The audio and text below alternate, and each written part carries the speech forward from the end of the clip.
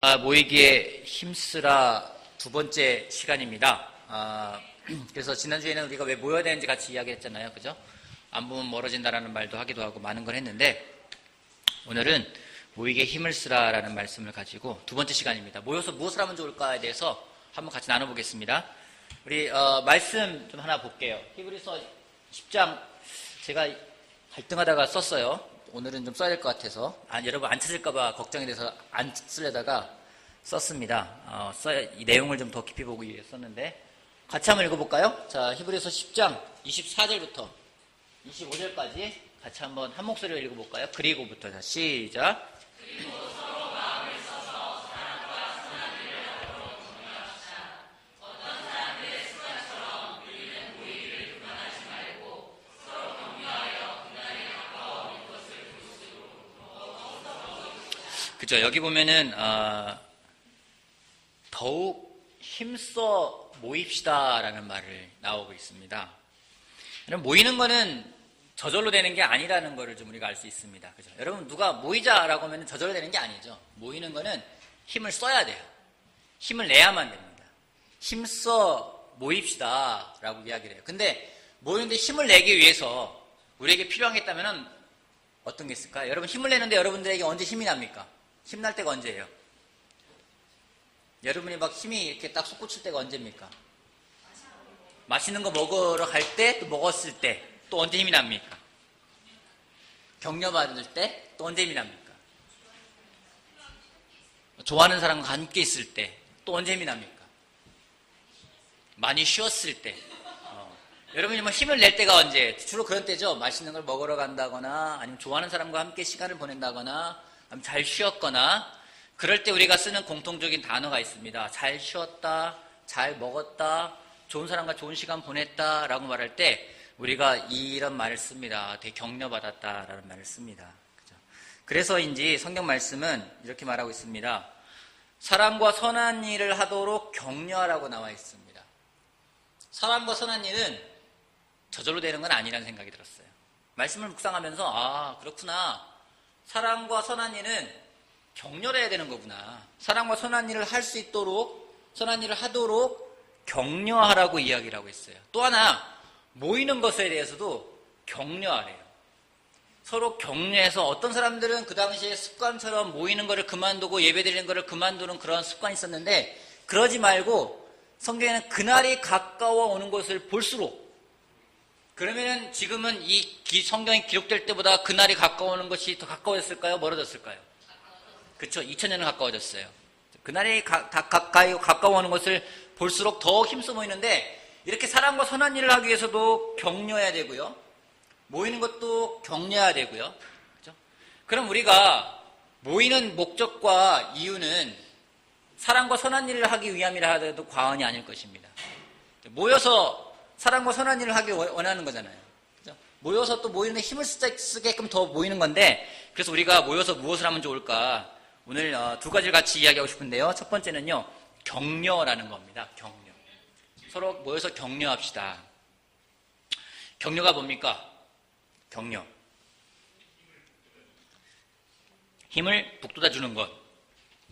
오늘 몇 개 찾아보니까 사전적인 의미는요, 용기나 의욕이 솟아나도록 이렇게 북돋워 준다라는 것이 격려의 이제 우리나라 순수한 한글말에 있는 사전에 있는 표현입니다. 용기나 의욕이 솟아나도록 좀 북돋아준다라는 것인데, 뭐 다른 말들도 비슷해요. 한문으로는요, 격할 격, 힘쓸 여자를 씁니다.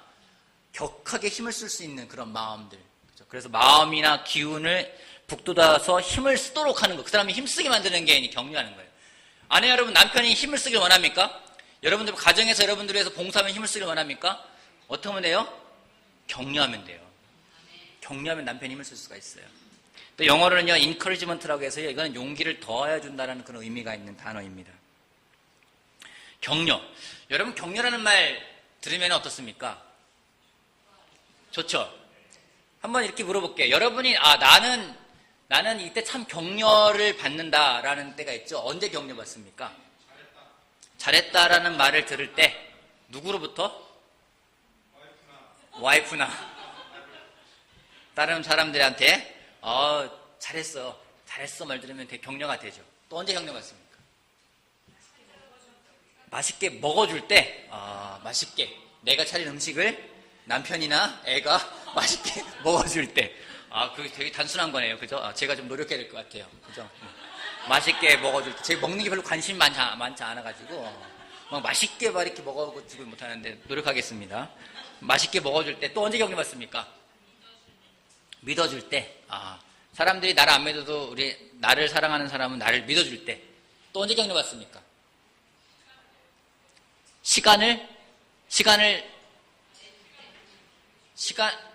뭐라고요?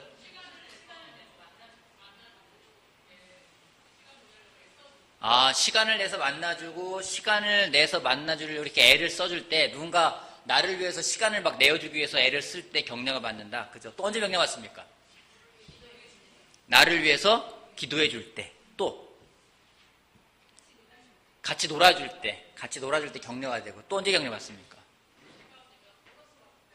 보너스 받을 때 격려가 되죠. 다 그럴 때 격려 받는 것 같아요. 그죠? 맛있는 거를 먹을 때, 누군가랑 시간을 보낼 때, 그럴 때 격려를 받습니다. 격려라는 말은, 그럼 이렇게 볼게요. 여러분 언제 격려하십니까? 격려가 언제 필요하냐는 거예요. 그러니까 지쳐있을 때, 또 언제 격려가 필요하십니까? 애쓸 때, 또 언제 격려가 필요하십니까? 실패했을 때. 그죠? 격려라는 말은 어떤 의미냐면요, 계속 그 일을 할 수 있게끔 힘을 북돋아 주는 거예요.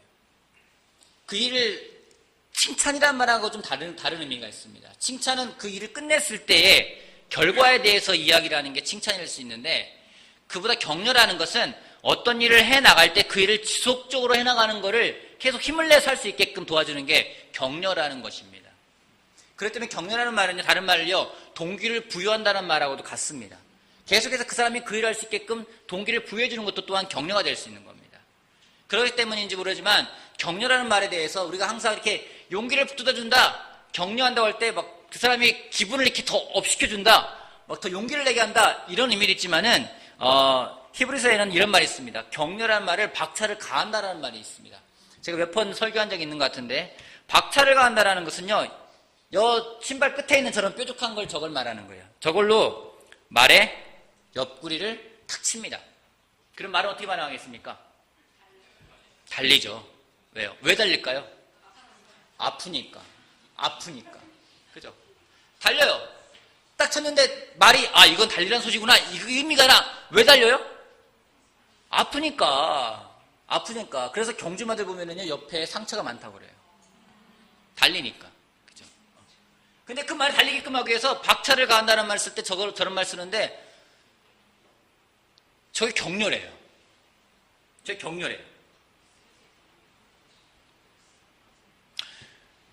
저는 예전에 한번 그런 경험이 있습니다. 어떤 한 목사님이 저랑 시간을 보내는데, 제가 조금 어떤 힘들어하는 일이 있었어요. 그래서 일이 괴로워서 그날 어떤 모임이 있는데, 모임보다 먼저 나가서 제가 괴로워서 이 괴로움을 같이 공유하고 싶은 성경상의 인물이 있어서 욥기를 읽기 시작했어요. 욥 괴롭잖아요. 욥의 그런 괴로운 마음을 같이 공유하고 싶어가지고 막 욥기를 읽고 있었는데, 저한테 오더니 왜 욥기를 읽고 있냐요. 그래서 괴로워서 읽고 있다고. 괴로운데 왜 욥을 읽냐 해서, 욥이 괴로움을 알기 때문에 내가 같이 괴로워지고 싶다고, 그만큼 괴롭다고 하면서 욥기를 읽고 있었어요. 근데 목사님이 욥기를 읽지 말고 저한테 잠언을 읽어보래요. 잠언 1장을 먼저 펴보래요. 그럼 저한테 줬던 도움은 뭐냐면은, 네가 정말로 힘든 상황을 극복하고 싶다면은 잠언 한 장을 읽고 마태복음 한 장을 읽으라고, 매일 그렇게 읽어보래요. 그래서 일주일 동안 잠언도 31장까지 있잖아요. 마태복음도 28장까지 있잖아요. 한 달가량 잠언 한 장 읽고, 마태복음 한 장 읽고, 잠언 한 장 읽고, 마태복음 하루에 그러니까 한 장씩 읽는 거예요. 근데 되게 굉장히 도움이 됐어요, 그 시간이요. 그리고 좀 있다가, 되게 격려가 되는구나 라고 생각해서 뭔가 힘을 내서 가려고 그러는데, 그때 저한테 좀 더 격려를 해주겠대요. 시간을 내달래요. 시간을 보냈어요. 보냈는데, 이게 시간을 보냈는데 격려가 아니라 저한테 도전을 주는 거예요. 여러분, 도전이라는 단어 떠오르면 어떤 단어가 떠오릅니까? 도전. 너 도전 받아야 되겠어. 막 이런 얘기를 하면 어떤 생각이 들어요? 혼나는구나. 그죠? 우리한테 그런 의미가 있어요. 도전 이꼴 혼남, 도전 이꼴 책망, 이런 느낌이 있어요. 그래서 누군가 여러분에게 도전을 했다, 누가 여러분에게 도전을 주었다, 그런 말을 하게 되면 여러분들은 나 격려받았어 이런 생각 드십니까? 근데 그 목사님이 저한테 격려를 주겠다고 하면서 도전을 주시는 거예요. 네가 이런 부분에서 바뀌면서 이렇게 해나갈 거라고. 그래서 이게 왜 격려지? 격려가 안 되는데? 근데 시간이 지나니까요, 그 도전이 저한테 격려가 됐어요. 막 책망한 건 아니거든요. 책망한 거 도전하고 달라요. 근데 왜 도움이 됐냐면요, 왜 격려가 됐냐면 그걸 통해서 제가 계속 앞으로 나갈 수 있게 됐어요. 우리가 때론 도전받는다고 그러면은 뭔가 내가 혼나는구나, 내 잘못한 거에 대해 책망받는구나라고 하지만 진정한 도전은 그런 도전이 아니라는 거죠. 진정한 도전도요, 어쩌면 우리가 나갈 수 있는 박차를 가하는 역할을 낼 수 있기 때문에 그것이 진정한 격려가 될 수 있다는 겁니다. 혹시 여러분 최근에 누구른가로부터 도전받아 본 적 있으십니까? 누군가 여러분이 받게 될 부분에 대해서, 여러분이 변할 부분에 대해서 정말 여러분에게 와서 이야기해 줬던 형제나 자매가 있습니까? 아니면 최근에 누군가에게 가서 좀 여러분이 보았을 때 그 사람이 받게 될 부분에 대해서, 그 사람이 정말로 이 부분은 더 앞으로 나아가기 위해서 그 사람이 바꿔야 될 부분에 대해서 도전을 주어본 적 있으십니까? 우리가 서로 격려한다면요, 어떤 그런 부분들까지도 갈 수 있는 관계가 되어야 됩니다. 모였을 때 그냥 좋은 말만 하고 그 사람이 듣기 좋은 말만 해주는 게 격려가 아니에요. 모였을 때 정말 그 사람에 대해서, 받게 할 때 부분에 대해서, 또 내가 바뀔 부분에 대해서 서로 물어볼 수 있고 서로 예수님을 닮아갈 수 있게끔 도와주는, 그것이 또 하나의 격려의 시간이 될 거라 저는 확신합니다. 그렇게 모여서 격려하자는 말은 꼭 좋은 말만 하자, 듣기 좋은 말만 하자는 얘기는 아니에요. 격려라는 가장 올바른 방법이 무엇일까? 제가 격려라는 단어를 딱 친 다음에 구글에서 이미지를 검색해 봤어요. 그러니까 이 이미지가 뜨더라고요. 구글에 연관된 거에 이 이미지가 떠요. 격려라는 거하고 이 이미지하고 여러분 연관되십니까? 이 이미지가 뭐가 떠오르십니까? 이 이미지를 보면서 떠오른 단어가 뭐예요? 사랑이라는 단어가 떠오르잖아요, 그죠? 근데 이 단어를 격려라는 단어에 이런 이사신이 떠요. 왜 그러냐면요, 격려라 한다라는 말은 어원 그대로 해석하면은 내 심장을 내어준다라는 해석이 있다라는 겁니다. 다시 말해서 격려라는 것은 나의 심장을 상대를 향해서 내어주는 행동을 말하는 거라는 겁니다. 격려하는 게 쉬운 게 아니죠. 그러면 어떻게 격려해야 되겠습니까? 마음에도 없는 빈말하는 게 격려가 아니에요. 그 사람을 좋게 말하는 게 아니에요. 정말 내 마음에 있는 내 심장을 내어줄 정도로 마음을 담아서 정말 그 사람을 세우기 위해서, 그 사람이 정말 더 앞으로 나아가게끔 하기 위한 마음으로, 그 무엇보다 사랑하는 마음으로 이야기하자면요, 격려가 아니라는 겁니다. 하지만 그 사람이 듣기에 조금은 힘든 말일 수 있지만은 내 진정 사랑을 담아서 또 그 사람을 사랑하고 그 사람이 나를 사랑하는 마음에서 이야기한다면 그것은 또 다른 격려가 될 수 있다는 겁니다. 그러기에 여러분 칭찬하더라도요, 우리가 두 가지 경우에 칭찬할 수 있어요. 그 사람을 정말 세우기 위한 칭찬이 있고 또 내가 잘 보이고 싶은 마음에서 칭찬하는 게 있을 수 있어요. 상대방을 세우기 위한 칭찬이 아니라면 그건 아첨이 돼버립니다. 진짜 그 사람을 세워서 그 사람이 앞으로 나아가게끔 하는 것, 그것이 진정한 격려고요. 그것이 정말 때로는 힘든 말이 할지라도 앞으로 나아가서 점점 예수님을 닮아간다면 그것은 진정한 그 사람에게 격려의 말이 될 수 있다는 것을 우리가 기억했으면 좋겠습니다. 한번 이렇게 봅시다. 예수님이 격려를 많이 하셨죠. 성경에는 예수님을 만난 사람들이 예수님이 격려를 하셨어요. 어떻게 격려하셨나요? 한번 예수님이 격려했던 내용들 한번, 여러분이 아는 내용들 한번 말씀해 보십시오. 뭐라고요? 따라 내 믿음이 너를 낫게 하였다. 그죠? 다음 장에 나오는데 누구한테 한 말이죠? 그렇죠. 12년간 피 흘리던 여인이 와서 예수님의 옷자락만 만져도 자기가 나갈 것 같아서 예수님의 옷자락을 딱 만졌는데 예수님이 그 여인을 보고 말하는 거죠. 딸아, 용기를 내어라. 내 믿음이 너를 낫게 하였다. 격려가 되죠. 예수님이 12년간 피 흘린 여자를 격려하셨어요. 어떻게 격려하셨습니까?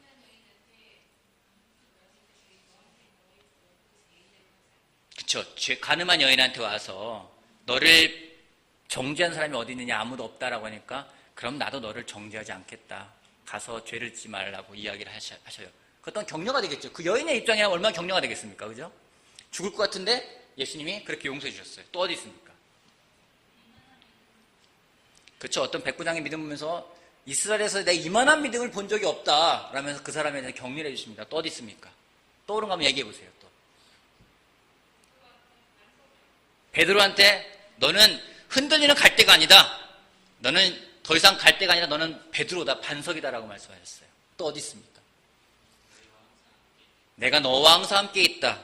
제가 좀 정리해봤는데요. 첫 번째 나다나엘을 맞아주십니다.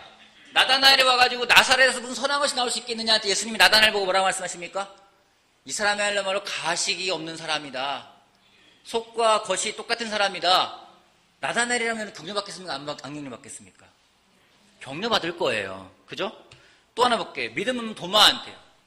도마가 보고 믿는다니까 보고서 믿느냐 보지 않고 믿는다는 복이 있다라면서 도마에게 믿음을 심어주시면서 예수님이 격려하십니다. 믿음을 잃어버린 베드로에게요. 요한복음 21장이에요. 내가 나를 사랑하느냐? 여러분 베드로가 3번 부인했는데 예수님이 3번 물어봐요. 그럼 베드로에게 격려입니까? 도전입니까? 도전이 될 수 있어요. 근데요 베드로가 3번 자기가 고백하면서 힘든 시간이지만 그 시간은 다시 한번 베드로가 일어날 수 있는 베드로에게는 큰 격려의 시간이 되었습니다. 지친 제자들이요. 예수님이 돌아가시고 부활에 대해서 확신이 없었고 그들이 다 난 고기 잡으러 갈래 다 돌아갔을 때 예수님이 그들이 배에서 일하고 있을 때 예수님은 그들을 격려하셨어요. 어떻게 격려하셨나요? 그렇죠. 아침상을 준비해 주셨어요. 그죠? 여러분 지쳐서 막 힘들어 했는데 누군가 여러분이 원하는 음식을, 맛있는 음식을 차려놓으면 얼마나 좋겠습니까? 그들을 위해서 생선구이, 즉석 생선구이를 딱 준비해 놓으셨어요. 격려가 되죠. 아까 말했듯이 12년간 혈루증을 앓고 있는 여인에게 딸아 용기를 내어라. 내 믿음이 너를 낫겠다고 예수님이 격려하셨어요. 또 가나안 여인이요. 주인의 개들도 떨어진 빵 부스러기는 먹지 않습니까? 라고 이야기를 했을 때 예수님이 그 여인을 보면서 내 믿음이 너를 구원했다고 이야기를 하셨어요. 아까 말했듯이 가늠한 여인에게 나도 너를 정죄하지 않겠다라고 이야기를 하셨습니다. 삭개오요. 당시 손가락질 받던 삭개오한테 오늘 내 집에 구원이 이르렀다라고 예수님이 격려하셨어요. 또요. 전도하는 제자들이요. 제자들이 전도로 나갔습니다. 아주 좋은 소식 갖고 왔어요. 그때 예수님이 말씀하셨습니다. 나도 보았다. 정말로 사탄이 땅에 떨어지는 걸 보았다. 하지만 너의 이름이 하늘나라에 기록된 걸로 기뻐하라고 예수님의 제자들을 격려하셨어요. 성경에 예수님을 만난 사람들, 제가 곰곰이 생각해보니까 예수님을 만난 사람들은요, 다 격려받았어요. 그 어느 누구도요. 물론 마음이 딱딱해가지고 예수님을 죽이려고 하고 예수님을 팔아넘기려 했던 사람 빼고는요, 심지어 그들까지도 예수님의 십자가에서 그들을 격려하십니다. 내가 다 이루었다고. 여러분, 예수님의 삶은요, 격려하는 삶이라고 해도 과언이 아니에요. 우리가 올해 내가 너희를 사랑하고 같이라는 주제를 가지고 모이고자 합니다. 모여서 무엇을 할까요? 예수님처럼 격려합시다. 근데 예수님의 격려에 가장 결정적이라고 할 수 있는 것이 저는 이거라고 생각을 합니다. 한번 읽어볼게요. 마가복음 10장 21절 말씀 한번 볼게요. 예수께서 한번 볼게요. 자, 시작.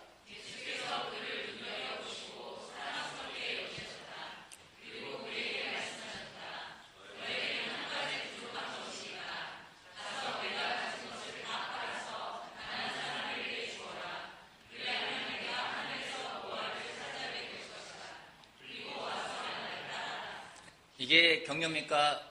아니면 이게 도전입니까? 도전이죠. 근데 이 청년에게 이거는 굉장한 격려가 됐을 거라 저는 생각을 해요. 이 말씀을 받아들이면 격려가 됐을 것 같아요. 그죠? 받아들이지 않으면요, 굉장히 마음을 힘들게 하는 일이 될 수밖에 없어요. 마음이 힘들었다 치더라도 이것은 그 청년에게는요, 굉장히 계속 머리에 남는 큰 힘이 됐을 거라 저는 생각합니다. 왜요? 왜 그러냐면 예수님이 그를 눈여겨보시고 사랑스럽게 여기셨다라고 되어 있습니다. 누군가 나에게 사랑으로 해주는 말은요, 그게 나를 힘들게 한다 할지라도 나한테는 힘이 돼요. 그 당시 힘들어도요, 돌이켜보면 힘이 돼요.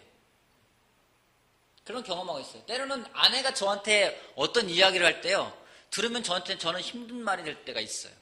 왜 나한테 저렇게 말을 하지?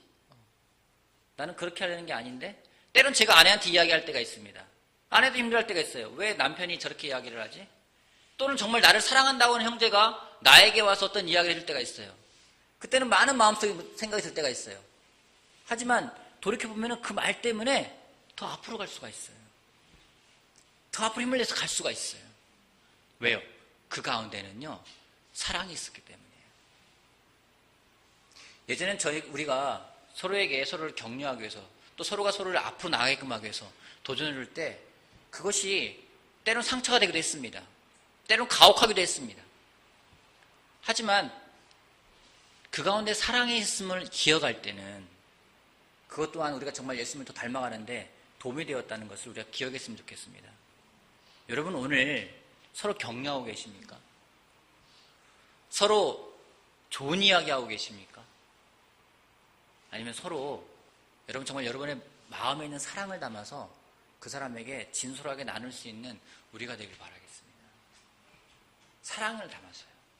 사랑을 담아서요. 여러분 사랑을 담아서 이야기하는 것은 정말 내 마음과 확신을 나누는 겁니다. 믿음 없이는 불가능한 부분입니다. 어떤 형제가 방황을 하겠다면 여러분이 사랑을 담아서 여러분의 믿음과 확신을 젠틀하게 그리고 상세하게 나눠주세요. 그게 격려가 될 겁니다. 또 누군가 정말로 힘을 내는 게 어렵다면요, 가서 만나서 정말 용기를 푹 쏟아주세요. 그 사람이 하고 있는 일이 더 잘 될 수 있게끔 같이 기도해주고 같이 격려해주고 같이 한번 힘을 내서 그 일을 같이 이루어나갈 수 있는 우리들이 되길 바라겠습니다. 모여서 다른 것이 아니라 모여서 서로 격려합시다. 모여서 서로 격려합시다. 여러분 소그룹이 모일 때요, 여러분 패밀리 그룹 만났을 때 또 형제와 형제가 만났을 때 자매와 자매 만났을 때 다른 거 격려하지 않으면 뭐 하겠습니까? 격려하지 않으면 뭐 하겠습니까? 격려하지 않으면 뭐 할 것 같아요? 격려하자면 세상 이야기하고 끝내요. 때로는요, 제자들끼리 모여서도요, 맨날 이야기하는 게 부동산 이야기하고, 누가 돈을 벌었대더라, 어디가 올라갔대더라, 뭐가 했대더라, 누구는 회사에서 이렇게 승진했대더라, 누구는 뭐 했대더라, 서로 그 얘기만 하지, 들으면 격려가 돼요? 여러분 누구 만났는데, 누가 돈을, 그 남편 승진해가지고 돈 많이 번대. 그러면 격려가 돼요? 그 사람이 정말 내 옆에 있으면 격려가 되겠죠. 근데 격려가 되는 게 아니라 만나는 다음에, 너무 기분이 안 좋았어. 뭐 이러고 온단 말이에요. 만났을 때 정말 예수님 닮아갈 수 있게끔 할 수 있는 그런 격려의 말들이요. 그 사람이 정말 더 그 사람을 세우기 위한 그런 격려의 시간들. 정말 세우기 위함이라면은 그 시간은 예수님을 닮아갈 수 있는 시간이기 때문에 분명 하나님의 축복이 가득한 시간일 거라 저는 확신합니다. 우리 만나서 격려합시다. 형제들이 만나서 여러분 격려합시다. 자매들끼리 만났을 때 수다가 아니라 격려가 되길 바라겠습니다. 서로 격려함으로 예수님을 더욱 닮아갈 수 있게 힘을 낼 수 있는 우리가 되길 바라겠습니다. 아멘. 한 가지 첫 번째는 격려하는 거고요. 두 번째 우리가 만나서 해야 될 것이 무엇일까? 회개와 재고백을 합시다입니다. 두 가지 회개가 있습니다. 우리는 회개를 2번 합니다. 2번 하는 건 아니죠. 2번 하는 게 아니라 2가지 회개가 있습니다. 우리는 2가지 회개를 합니다. 제자라면은 2가지 회개를 꼭 할 수밖에 없습니다. 첫 번째 회개는 언제 합니까? 그쵸? 세례 받을 때, 성경 공부할 때 어떤 겁니까? 나의 삶을 180도 돌리겠다. 회개는 그거 아니겠습니까? 가던 방향으로부터 내가 딱 돌아서는 거예요. 그냥 90도 돌아서는 게 아니에요. 180도 돌아서는 겁니다. 내가 지금 죄의 길로 갔다면은 내가 아니다. 돌아서겠다. 라고 이야기를 하고 예수님을 따르겠다. 근데 예수님 따를 때 나를 정말 버리고 모든 걸 버리고 예수님을 따르겠다.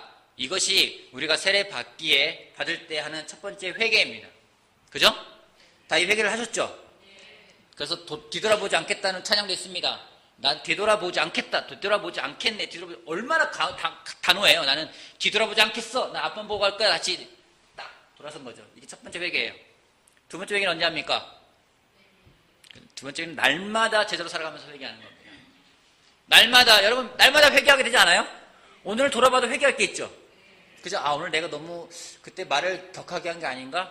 내가 말을 그때 잘못한 게 아닌가? 우리가 매일매일 회개할 게 있어요. 그죠? 제자로 살아가면서 매일매일 회개를 하게 됩니다. 돌아보면 분명 회개할 게 있습니다. 아이한테 했던 말이든 아내한테 했던 말이든 회사에서 했던 말이든 그 무엇이든 어떤 행동이든 간에 우리가 돌아보면서 회개할 것이 있습니다. 마찬가지로 죄 고백도 두 가지의 죄 고백이 있습니다. 첫 번째 고백은 뭘까요? 첫 번째 고백은 하나님에게 죄를 고백하는 겁니다. 하나님에게 죄를 고백합니다. 하나님에게 죄를 고백을 하면은 것은 무엇입니까? 하나님, 이런 일이 있었어요 라고 말하는 겁니까? 그럼 하나님이 정말 그랬니? 나 몰랐어. 이렇게 말씀하실까요? 오늘 제가 하나님, 오늘 제가 이런 죄를 지었습니다. 하나님이 네가? 정말? 이렇게 말씀하시는 않을 거예요. 그죠? 하지만 하나님한테 죄를 고백을 할 때 우리는 용서라는 걸 받습니다. 그죠? 그러기에 하나님에게 죄를 고백을 합니다. 또 누구에게 고백을 합니까? 또 누구에게 고백을 합니까? 사람들에게. 어떤 사람에게요? 길거리 지나는 사람 아무나 붙들고? 내가 죄를 지은 사람에게 가서 고백을 합니다. 그죠? 서로 죄를 고백합니다. 이것은 용서라는 의미보다는요, 치유와 회복의 의미가 있습니다. 그래서 성경에는 이 두 가지를 다 이야기하고 있습니다.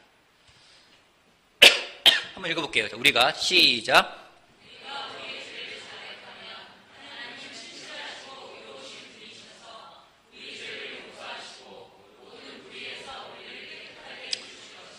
이건 하나님에게 우리의 죄를 고백하는 부분이 될 겁니다. 두 번째 볼까요? 그러므로 시작.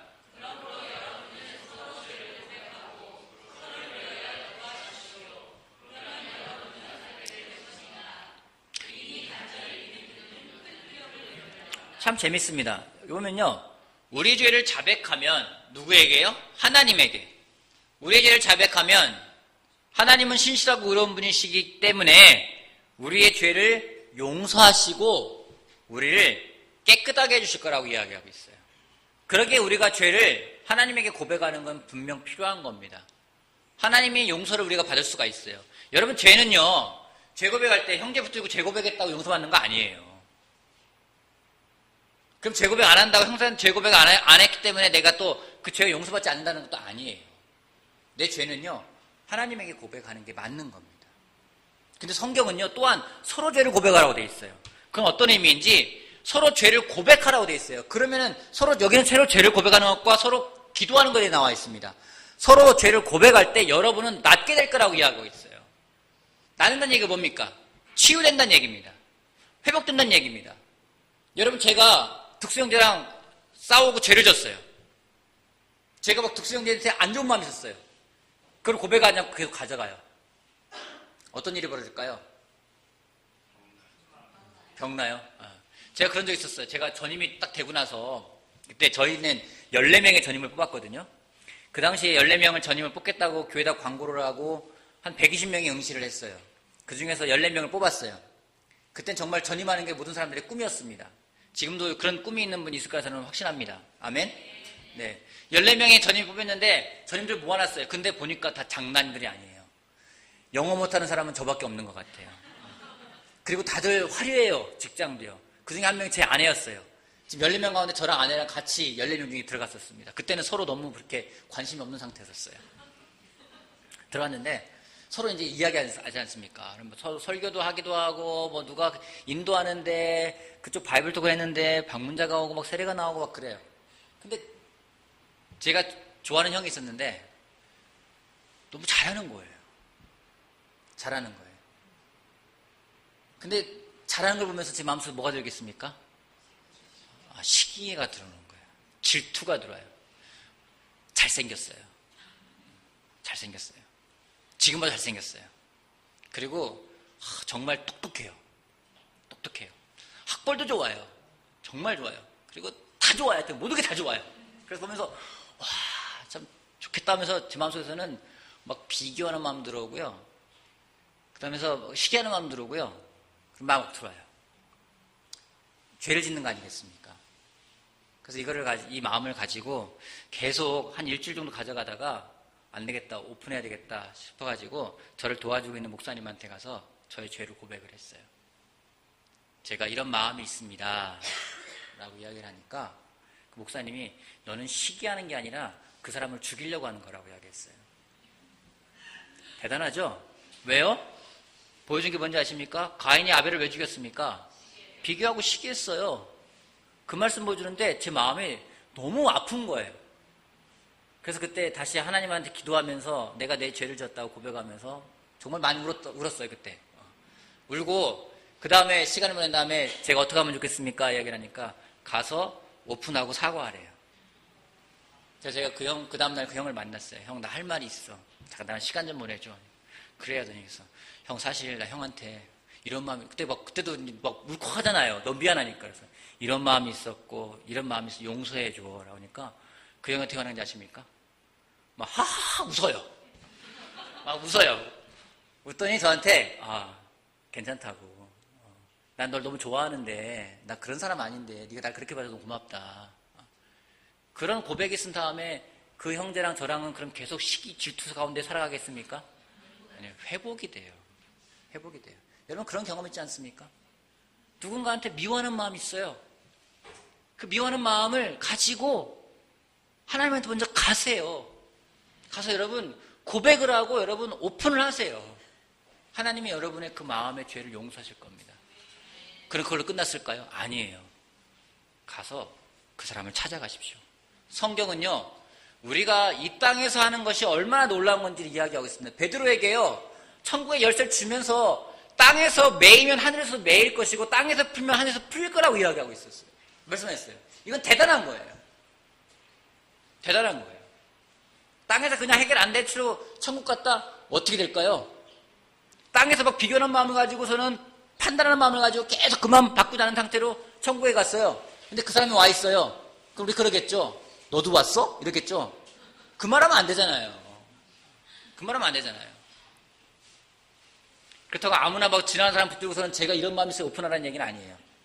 여러분을 잘 도와줄 수 있고 여러분이 정말 그런 마음들을 이야기했을 때 때로는 여러분 정말 마음속에 쾌쾌 묵은 어떤 성적인 더러움이 있다면 음란함이 있다면 그 마음도 이야기를 해야 됩니다.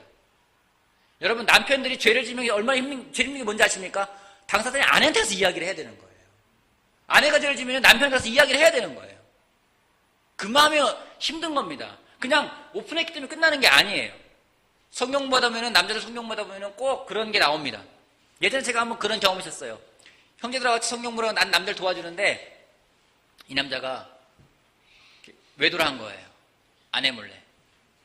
그래서 아내도 성경 보라고 있었고 서로 이야기를 해야 됩니다.